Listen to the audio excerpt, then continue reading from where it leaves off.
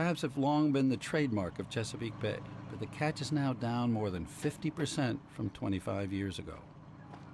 So how was the catch today? It dropped off a little bit today. Dropped off. So what do you come in with, 6, 7, 8 bushels? I think 9 altogether. 9 bushels? 10 years ago, how many would you have caught on an average day? About 30. About 30 bushels, about 3 times as many. Yeah. How do you feel about the bay and what's happened to it? I think it's a tragedy.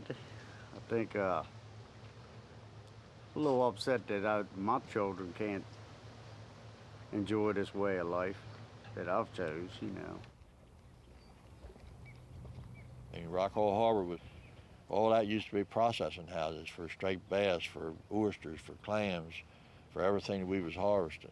So a lot of people in the fish and crab and oyster business went out of business. Yeah. You're talking about billions of dollars of economic impact with oysters, crabs, shad, striped bass. The decline in the fisheries has just been dramatic. I wouldn't have thought even 10 or 15 years ago that we would literally lose oysters as a commercial fishery. We have. It's done. Watermen are seeing the symptoms of decline. But the deeper problem, I learned, is that the very dynamics of the bay's ecosystem are being fundamentally altered by human impact. The bay is acutely vulnerable because its watershed is so large. 11,000 miles of shoreline, and it drains big rivers from 6 states. In all of North America, it's the largest estuary. We're talking 1/6 of the East Coast, from Cooperstown, New York, out into West Virginia, almost down to North Carolina. It is the receptacle of an enormous volume of water in a uniquely shallow basin. Its average depth is only 21 feet, making the bay an ecological hothouse. It's fabulously productive, but also exquisitely vulnerable to land use because it has a huge drainage basin. So you have, you know, the classic place for trying to determine whether humans and nature can coexist. One problem for Chesapeake Bay is that humans have drastically overfished the resources, especially crabs. But scientists have also tied the dramatic decline in fisheries here to man-made pollution and a growing phenomenon called dead zones. Dead zones happen when too much fertilizer, nitrogen, phosphorus, comes in. It grows lots of excess algae. The algae die, decompose, suck up the oxygen from the deeper waters, which aquatic life needs to live. This is what a healthy, oxygen-rich bay bottom looks like, full of lush grasses where fish and crabs can grow. A dead zone is completely different, barren and empty. The bottom of the bay, when there is an algae bloom and when you have a dead zone, is as dead as the face of the moon. That there is absolutely no oxygen in these dead zones, and nothing can live that requires oxygen for survival. Crabs can't make it, fish Crabs can't make it, oysters can't make it. Fish that get caught in a dead zone will literally die if they can't get out of a dead zone. They'll float up to the surface, their bellies will explode, and you'll see fish kills throughout the Chesapeake Bay.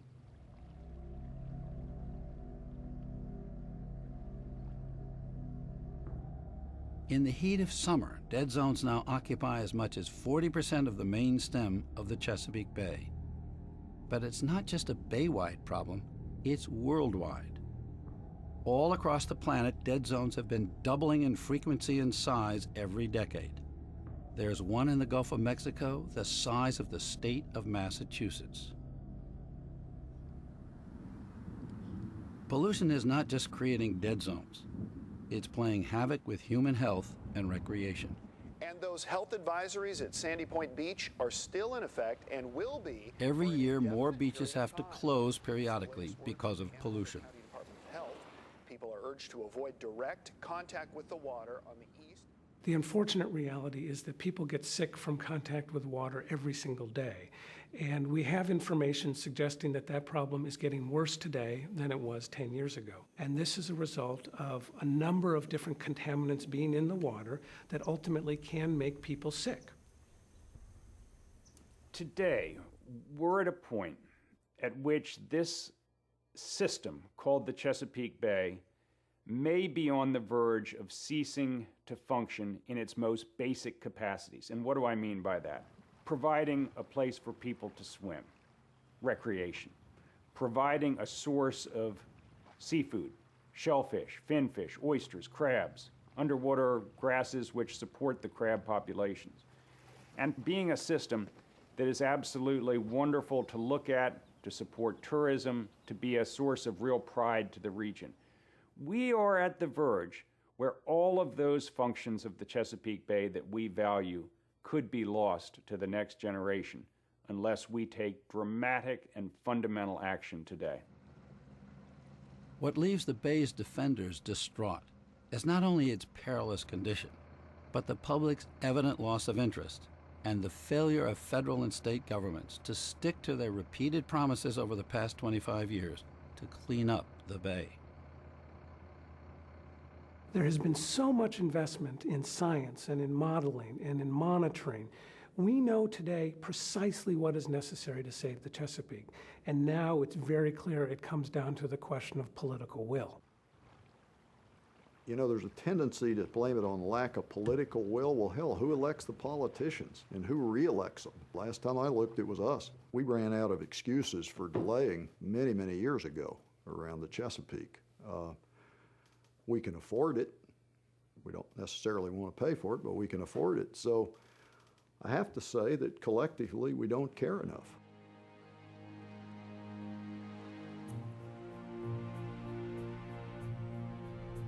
I saw the consequences of how deregulation has played out here on the Chesapeake Bay's eastern shore, where huge factory-scale farms now dominate the landscape, and where half the pollution flowing into the bay, much of it from agriculture, remains essentially unregulated.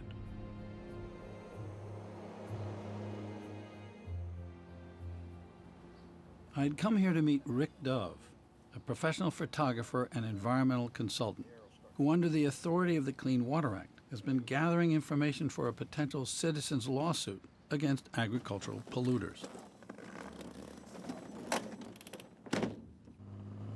Dove took me up on a small plane and gave me a bird's-eye view of his detective work on the Chesapeake Bay watershed. You actually get a really clear picture up here. It's almost like a diagram up here, looking at it. That's one of the interesting things about flying, and that is that there are no trespassing signs. You can look straight down, and you can see everything you need to see. You can document it. Dove is investigating the pollution from big chicken farms. As we fly, he points out rows of long, flat sheds, each a couple of hundred yards long, each holding up to 40,000 chickens. No matter where you fly on the eastern shore, it's loaded with these chicken farms. That's the problem is where there are chickens, there's manure. It's everywhere. We know there's bad stuff in poultry waste. Once it gets in those ditches, and once those ditches begin to flow down to all these rivers on the eastern shore, it's on its way to the bay. These rivers are delivery systems. Whatever nutrients are flowing in that river are being delivered to the bay. Chicken manure is loaded with nutrients like nitrogen and phosphorus. Remember the dead zones in the bay? They were caused by algae which is fed by nitrogen and phosphorus. We'll shoot 400, 500, 600 pictures in an afternoon, and we're going to blow them up, and we're going to take a look at all the details, because that's how you really are able to identify exactly how that poultry waste is leaving that farm and getting to the bay. Today, some of the pictures I took, we're going to go to the site, and we're going to see that on the ground. The aerial photos lead Dove to a chicken farm he's been watching for more than a year. That's Lessig up there? Yes, it is. That's Lessig's farm right there. There's 4 barns on the right, are the original barns. And the last year, he's added these 2 on the end over Well, that's here. a pretty big place. We're talking 240, 250,000 chickens there at any one time. Let's take a look. Dove can check on farm runoff from public roadways. And the photos give him a clear map of how polluted rainwater moves from the farm to the bay. This is the Lessig farm. This is animal waste, poultry litter. Big piles of it. Yeah, it is a big pile, but what's really alarming about this is you can see what's happened when it's rained. All of this water has collected around it, and it has formed some leachate. And you can see how this leachate is running down alongside in between these barns. With all the stuff in it. With whatever it's collecting from that poultry waste. Right. It comes out of these pipes here, comes in there, comes over to here, and then it goes under the road and right on down to the Endocrine River, or right on out to the bay. Wow. And have you tested this water right here? This is where we've tested it, here, there. And what kind of readings you get? Extremely high. The E. coli standard is 126 colonies. Theirs was 48,392. And how about nitrogen and phosphorus, all elevated, clearly indicating that animal waste is involved here, and even arsenic at 9 times what the normal background level would be. So there's a lot happening here. Now, you know, farm owner Aaron Lessig did not respond to Frontline's repeated efforts to ask him about the water tests, which Dove's team turned over to the EPA. So look who he's growing for. Lessig is growing these chickens for Purdue. Whatever the sign advertised says it's Purdue Lessig Farm. Every Purdue chicken has one of these tags on it. It means you're getting a fresh, tender, tasty young chicken. I make sure of that, because every one of these tags has my name on it. Over 5 decades, Purdue Farms grew from a family business to the dominant poultry processor on the Chesapeake's eastern shore. And as Purdue grew, it transformed the chicken industry.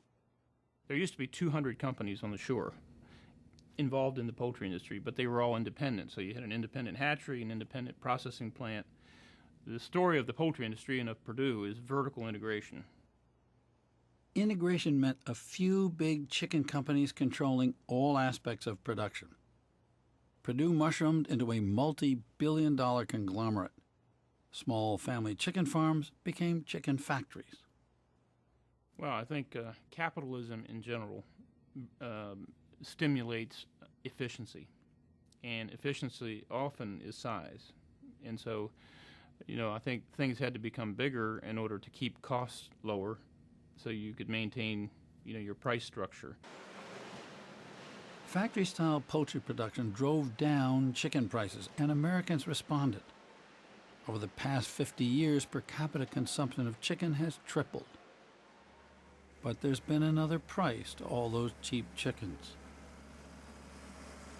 Poultry farming, like most animal farming, has become much more intense, much more concentrated, where you had 50,000 chickens on a given plot of ground. You've got 500,000 or 2 million now, which produces a huge problem of what to do with the manure. In 2008, Delmarva Peninsula Poultry Farms raised more than 570 million chickens, and all those chickens produced massive mountains of manure, 1.5 billion pounds a year. That's more manure than the annual human waste from 4 big cities, New York, Washington, San Francisco, and Atlanta, all put together. Before mass production chicken farms, local crop farmers used to absorb the chicken manure. Now there's way too much for them to absorb. Agriculture is by far the largest source of pollution to the Chesapeake Bay, and it is arguably the single biggest source of pollution to all of the waters in the country. So the problem isn't just manure, but it's too much manure. It's too much manure and arguably too many animals under the current structure. Now, there's too many animals in one place. Exactly. It's a problem all over the country. Hog farms in the Carolinas and Iowa, poultry farms in Arkansas and Texas, cattle farms in Wisconsin and along the Susquehanna River in Pennsylvania. In terms of just damage to the ecosystems, you know, the destruction of entire ecosystems, of aquatic communities, of fish going extinct, there's nothing as bad as these factory farm operations, nothing. So to save the bay, the EPA says it's essential to get control over the animal manure. What's made that hard is deciding just who's responsible for all that manure. Now, this industry says they're doing better, and you know, I can't say if that's true or false, but I can tell you that what I'm seeing here on the ground right now is absolutely terrible. So if it was worse before, then I can understand why the bay is in such bad trouble.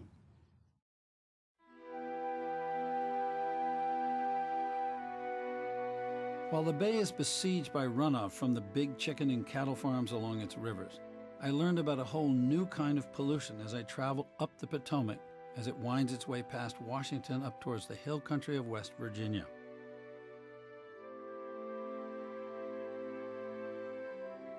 Up here near the headwaters of the Potomac, I heard about the big new pollution threat, not even known when the Clean Water Act was passed. 6 years ago, marine biologists became alarmed at reports of massive fish kills on the rivers in this region. Every year, smallmouth bass were being decimated by some mysterious problem. Spring and fall, hundreds of fish would be found floating in the water, belly up. So you see this. I caught up with Vicki Blazer, a fish pathologist with the U.S. Geological Survey, who was trying to figure out why the fish were dying. What do we got here? So here we have this large discolored area in the liver. Yeah. And then you see all these little white spots. Here's another totally discolored area. And that's a signal of some bigger problem. Yes, when we see a really high prevalence in a population, that indicates there's some problem going on in that water. And when Blazer dug deeper, she found a surprise. One of the major and most interesting findings was intersex in the male bass. When we look at the male gonads or testes, what we find is immature eggs within the male testes. So you got sort of feminization of male fish. Is that a big, alarming finding in marine biology, aquatic biology? Yes, and that has certainly attracted a lot of concern and attention. Scientific studies have linked abnormal mutations in marine creatures, like intersex, to exposure to chemical compounds that mimic or imitate natural hormones in the body. These chemicals are called endocrine disruptors. Endocrine disruptors are very, very potent chemicals at infinitesimally small quantification. I mean, you're talking about parts per million or parts per billion. They interrupt the normal way in which the body controls everything from growth and development to thyroid function to reproductive function to estrogen levels, testosterone levels. So they're very, very important, and they are a deep concern because there's so many of them now. There are thousands of these worrisome chemicals that have gotten into the environment, and one reason is that they're part of everything we do. The list of things that bring these organic pollutants into our bodies is a long list, and it ranges from home care products, soaps, toothpaste, cleaning agents in the household, to things we put on our lawns, the things that we use all the time, the plastic industry, the rubber industry, lubricants, fuels, the highways. When you see scientists like Vicki Blazer cutting open fish, finding intersex in the male fish, seeing high levels of fish kills, seeing immune systems disrupted, seeing other damage to the fish, is that a warning to you potentially about human health? Oh, absolutely. The warning not just from the smallmouth bass in the Potomac, but from amphibians all across the country. You have frogs with 6 legs, hermaphroditic frogs, male frogs with ovaries, female frogs with male genitalia. These are the canaries, the modern canary in the mine, that we haven't been paying enough attention to. So many new chemicals have emerged lately that scientists and regulators are playing catch-up to industry, trying to spot which chemicals they think pose new dangers in our water. You know, we can't help but make that jump to ask the question, how are these things influencing people? To get a handle on that question, I headed downriver. Just above Washington, I found another USGS team sampling water from the Potomac, part of a nationwide survey checking for 300 emerging contaminants in our drinking water. They were looking for well-known pollutants like pesticides and for newly detected contaminants found in pharmaceuticals, body lotions, soaps, and deodorants. In all, they found 85 compounds on their watch list. Many of them are chemicals we're just now starting to be able to even analyze for in water. But the treatment isn't intended to remove those products. What makes this a matter of concern is that this is the intake for the Washington Aqueduct, where 1 million people in the D.C. area get their drinking water. Few of us may realize it, but people downstream use wastewater from people upstream. The Potomac, like other rivers, serves as both the place where we dump our wastewater and the place where we get our drinking water. It's one big continuous recycling operation, from the toilet or the shower to the tap. The river flows down, a community takes water out of the river, puts it back through a wastewater plant a few miles down, out, back, and with proper regulation and proper processes at the wastewater plant and proper processes at the drinking water plant, it works very well. So we sort of continuously recycle this. The recycling process works well for known contaminants.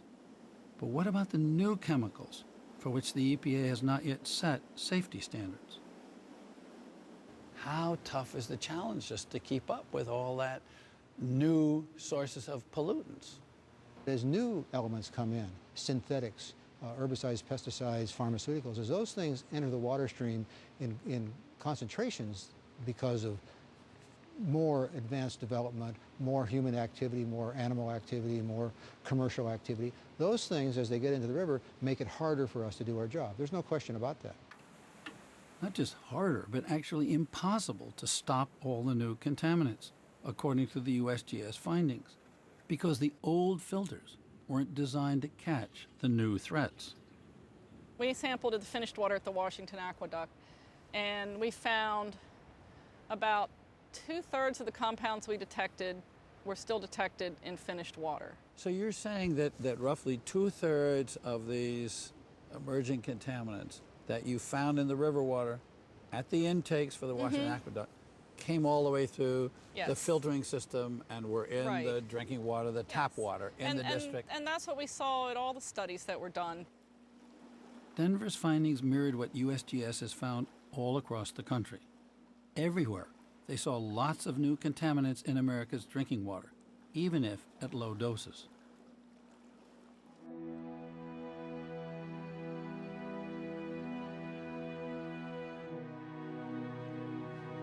The greatest threats to our waterways are often invisible to the naked eye. Evidence crops up in unlikely places, like Alki Beach, across Elliott Bay from downtown Seattle. It's a favorite spot for scuba divers, but taking to the water here isn't for the faint of heart. Temperatures in the Puget can be in the 40s.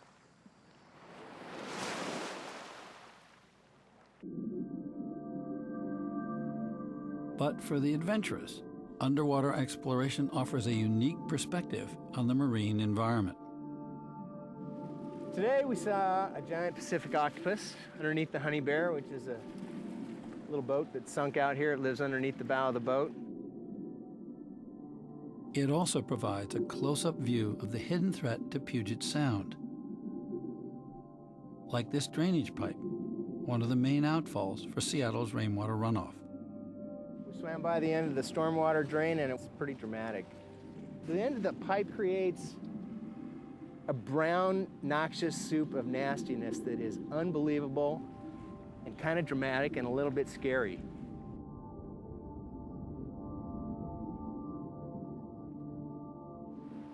Unbelievable, because the water looks so good from up here.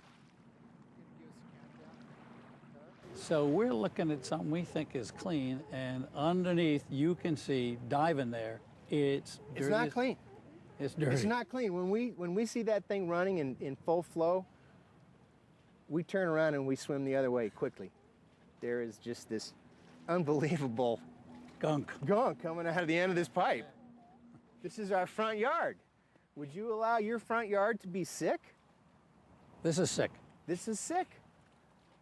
Doesn't look sick, but it is sick. What's making this water so sick is what scientists have now labeled the #1 menace to our waterways: stormwater runoff. In Seattle, peak time for stormwater runoff is during fall and winter, when the rain comes down in torrents. Everywhere that rain falls and hits the ground, it's going to pick up something. It might be nothing more hazardous than dirt, or it might be PCBs. It might be some toxic pesticide. And it will travel along with the water into the nearest drainage ditch, into the nearest swale, into a creek, into a river, and ultimately into Puget Sound. And whatever pollutants that water picks up on its journey to Puget Sound, it's going to deposit in Puget Sound. We put in about 150,000 pounds a day of untreated toxics into Puget Sound. We thought all the way along that it was like a toilet, to be honest with you. What you put in, you flush out, and it goes out to the ocean, it gets diluted. We know that's not true. It's like a bathtub. So what you put in stays there. The pollution in stormwater runoff in major cities like Seattle or in suburban and urban areas across the country is massive. Yet until recently, it was little controlled. The original Clean Water Act didn't regulate stormwater at all, though some limits have been adopted since. But the problem remains poorly understood because so much of the pollution is invisible. People go nuts over a 50-gallon oil spill. It's because you can see it, and it's really nasty looking. When you see it on the water, it is impressive how horrible it looks. And so oil spills aren't invisible. They're highly visible, and they galvanize people like nothing else. What about the invisible? What about the auto traffic? What kind of, quote, oil spill is there from our ordinary living? Based on actual sampling in the Puget Sound Basin, we've estimated that the volume of oil that is carried into Puget Sound by stormwater runoff is equal to the oil spill in Prince William Sound, but the Exxon Valdez spill. Every 2 years, stormwater in Puget Sound carries that volume of oil into Puget Sound. The heart of the problem is concrete, asphalt. Streets, sidewalks, buildings, shopping centers, suburban housing, rooftops, hard surfaces, what scientists call impervious surfaces that block the downpour of rain from naturally sinking into the ground. How the land is developed, how intensely, will have a direct impact on the quality of stormwater. You take down a forested area and replace it with pavement or a rooftop, and instead of almost all of the water slowly moving through the forest canopy and down to the ground and infiltrating down into groundwater, where it will move slowly, that water, the day it lands, within minutes of it hitting the ground, it's going to be gone. And so scientists, environmentalists, and regulators all say that combating pollution is not just a matter of regulating industry, but the key to stormwater runoff is land use, how we develop and use our land. Are you saying we have a choice? Always. We have a stark choice. We have a very dramatic choice. If we do it right, the effects on the environment are reduced by half or more. If we do it wrong, the possibility of actually losing the Chesapeake Bay goes up dramatically.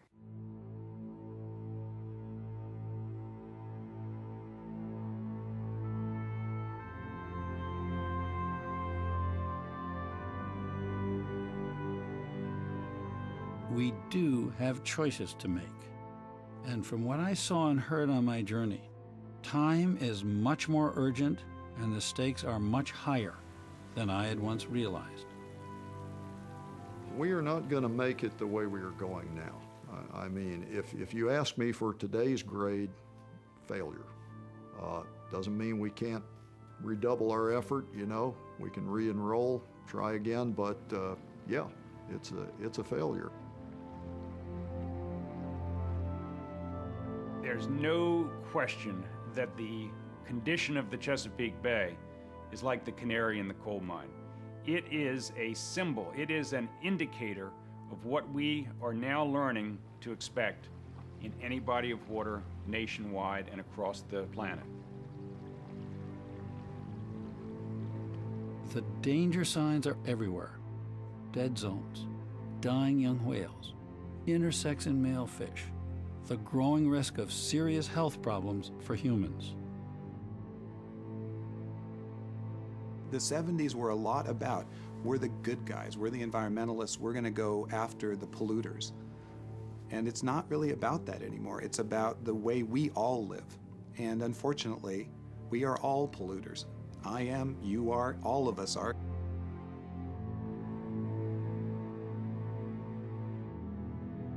Success is possible, but the lesson driven home to me again and again is that the key is public engagement.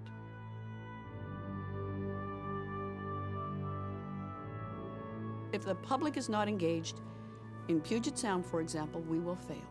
We will fail. I have no confidence whatsoever we can get the job done unless and until everybody steps up, accepts responsibility, and becomes part of the solution.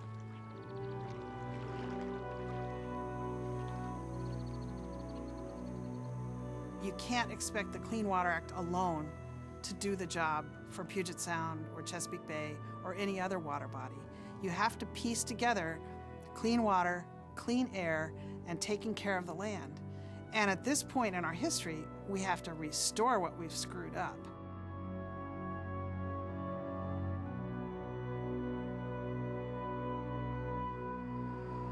Water pollution has slipped off our radar screen in the face of other seemingly more urgent crises.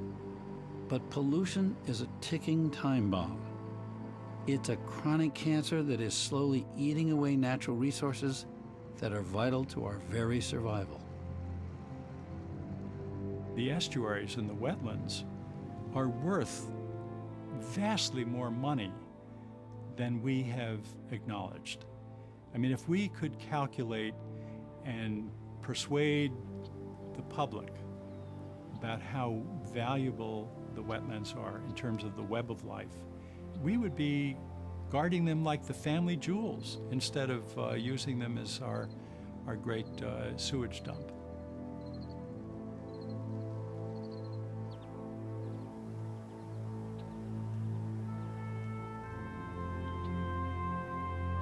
We have a window of time whereas if we do not succeed in taking action in the next 10 to 20 years on a whole range of issues, we are in fact putting our planet on a trajectory that it will be very, very hard to undo. And I say that because the decisions we make are going to have a profound effect as to our planet's future over the next 100 years.